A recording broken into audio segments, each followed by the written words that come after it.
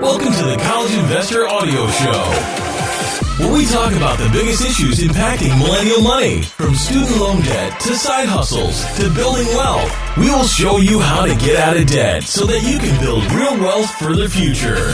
529 plans. We have talked a ton about these. So, what are they? And can you simplify your terms, please? Let's do that today. So, here's how 529 plans work in simple terms. Let's do it.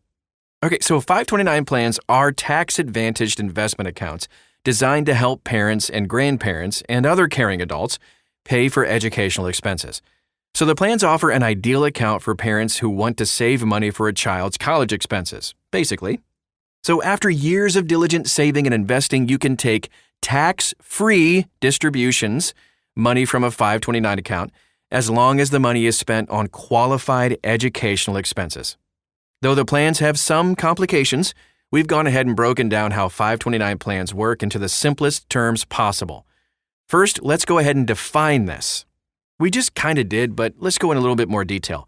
So, 529 plans are a very popular form of education savings account that offer unique federal tax benefits. Investment growth inside of these plans isn't taxed, as long as the money is used for qualified expenses. Most people who invest in 529 plans intend to use the money to help pay for college. One weird feature of 529s, though, is that each state offers its own version of the plan.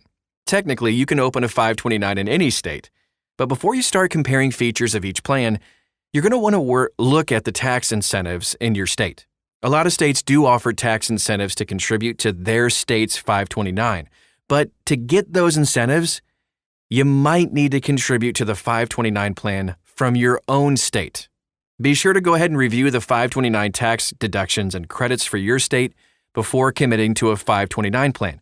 And by the way, we have links to all those states and tax deductions and credits at thecollegeinvestor.com. There are two major types of 529 plans. The first is a prepaid tuition plan.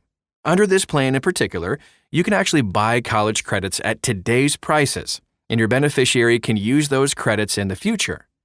9 states, Florida, Maryland, Michigan, Mississippi, Nevada, Pennsylvania, Texas, and Washington, offer this prepaid tuition plan. Prepaid tuition plans allow you to lock in higher education for today's prices. Unfortunately, though, these plans tend to offer less flexibility than the second type of 529, which is an education savings account.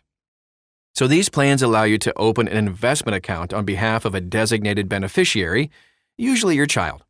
Investment options vary from plan to plan. However, most plans allow you to invest in mutual funds or low-cost index funds.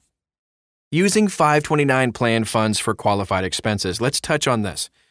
So these plans were originally designed to help parents save and invest for college expenses, but the accounts can now be used to pay for a wide array of qualified expenses, including K-12 private education expenses, apprenticeship programs, which is awesome, and higher education. Today, some qualified expenses can include anything from tuition, room and board, including on-campus meal plans, required technology items, textbooks, and other required supplies, and up to $10,000 per year of K-12 tuition, and even up to $10,000 to repay student loans. If a designated beneficiary doesn't use all the funds in their 529 for educational expenses, the funds can be transferred to another family member, including the beneficiary's siblings or even their children. So your grandchildren, basically. So when that option doesn't make sense, though, up to $35,000 can be contributed to the beneficiary's Roth IRA account. Your money never goes to waste. Let's take a look at the tax advantages for 529 plan contributions. So the primary advantage of these plans is tax-free growth and income inside the account. Neither the federal government nor states tax investment income as long as the investments are inside of the account. Additionally, you're not going to have to pay taxes on the distributions as long as the money is used for qualified expenses. If the money is used for an unqualified purpose, the growth in the account is subject to a 10% penalty. Ouch. So the federal government doesn't offer tax deductions or credits for contributing to a 529 plan. But a lot of states do offer tax credits or deductions when a person contributes to a 529. These state tax incentives, can make saving for college even more appealing. Contributing enough to claim your state's tax incentive can put you well on your way towards saving for college for your child. Let's take a look at some FAQs for 529 plans. What are the contribution limits? Everybody asks this. So, contributions to the 529 plan are based on the gift tax limits, which in 2023, an individual can contribute up to $17,000 per beneficiary. A couple can contribute up to $34,000 per individual. However, the $17,000 limit isn't a hard cap on contributions. A person can superfund an account for up to 5 years of contributions all at once. In 2023, that would mean the individual superfunding limit is $85,000 per beneficiary. Wow! There are also limits on the total amount of money that can be contributed to a 529 plan per beneficiary. Lifetime contribution limits range from $235,000 to $531,000, depending on the plan being used. What college are you going to for $531,000? What? Custodians who are concerned with lifetime contribution limits should carefully review a plan's limits before even signing up for that plan. All right, now another question we get asked. Should I use the 529 plan offered by my state? Most of the time, states that offer tax deductions or credits require you to open a 529 sponsored by your state. So in that case, you should open the 529 offered by your state. If you live in a state that offers no tax advantages for contributions, including in states with no state income tax, you can open a 529 plan wherever you want.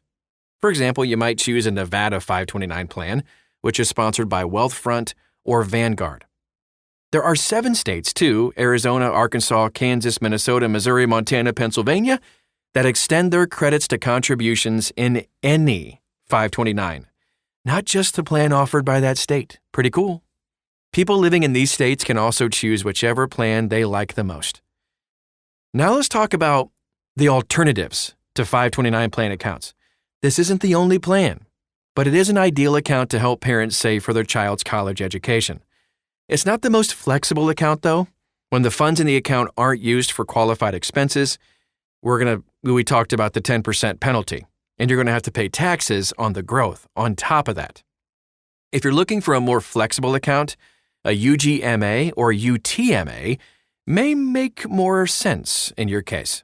Parents looking to save for a disabled child might prefer to use an ABLE account, ABLE, which has more qualified expenses and different contribution limits as well.